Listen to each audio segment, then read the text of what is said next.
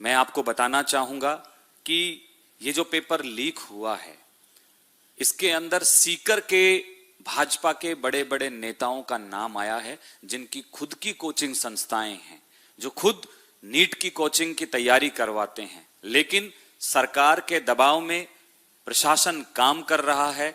उन कोचिंग संस्थानों के स्टाफ को पहले बुलाया जाता है, पूछताछ की जाती है, लेकिन कुछ देर बाद, कुछ घंटों बाद राजनीतिक दबाव के कारण जो है उनको छोड़ दिया जाता है।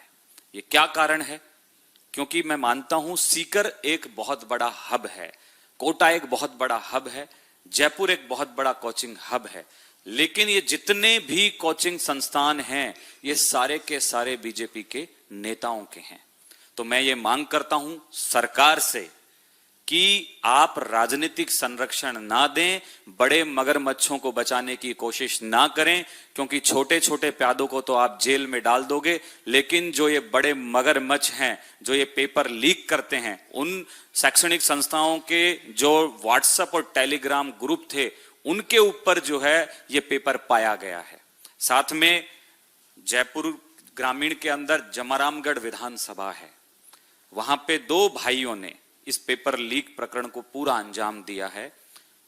वो भाजपा के युवा मोर्चा से संबंध रखते हैं, उसके पदाधिकारी हैं, और उनकी जो है बड़े बड़े नेताओं के साथ संबंध हैं। मैं आपको दिखाना चाहता हूं, ये राजस्थान के शिक्षा मंत्री हैं मदन दिलावर जी, उनके साथ जिसने ये पेपर लीक किया है उसकी तस्वीर है। मदन दिलावर जी के साथ जो इस पेपर लीक का मुख्य सरगना है, जमारामगढ़ का रहने वाला है, उसकी ये तस्वीर है। और ये आप देखिए, तस्वीर किसी ऑफिस की नहीं है कि कोई आके फोटो खिंचा लेगा, ये घर की तस्वीर है।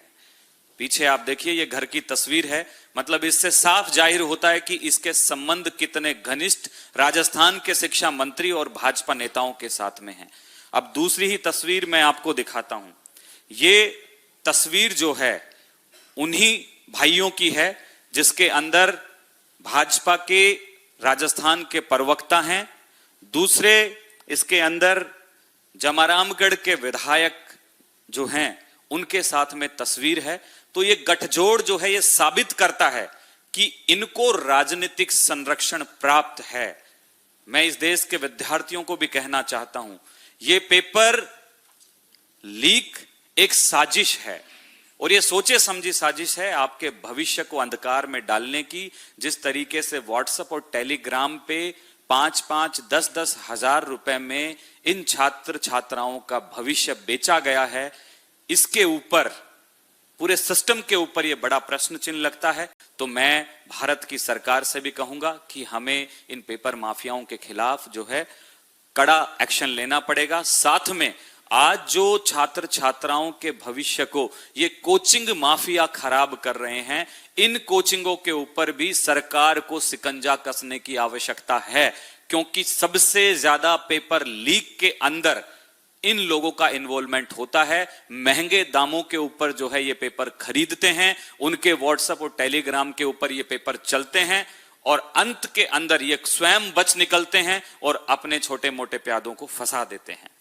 हम लोग मांग करते हैं सरकार से कि इन कोचिंगों के ऊपर शिकंजा कसा जाए, क्योंकि ये नौजवानों को लुभावने प्रलोभन देकर उनको आकर्षित करते हैं और मोटी मोटी फीस लेकर उनको एक सपना दिखाते हैं भविष्य में रोजगार देने का, लेकिन ऐसा कुछ नहीं है। आज जिस तरीके से पेपर लीक हो रहे हैं, इससे समझ में आ रहा है कि देश में पहले किसान जो थे वो सुसाइड करते थे, लेकिन आज उसकी दर ये बढ़ गई है कि छात्र इन पेपर लीक के कारण जो है सबसे ज्यादा सुसाइड करने लगे हैं। राजस्थान के कोटा क्षेत्र के अंदर हर महीने में न जाने ऐसी कितनी सुसाइड केसेस सामने आते हैं, जिसके कारण जो है ये कोचिंग माफिया, पेपर लीक और बेरोजगारी होती है। तो मैं आप सबसे यही कहते हुए कहूंगा कि एनएसयूआई पूरे देश के अंदर इस मूवमेंट को बहुत मजबूती से उठाएगी। पूरे प्रदेश में, पूरे देश के अंदर हम ये कैंपेन चलाएंगे, ये आंदोलन मजबूती से करेंगे, और नीट के विद्यार्थियों के साथ मिलकर पेपर लीक के खिलाफ एनएसयूआई पूरे देश के अंदर अग्रेसिव आंदोलन करेगी।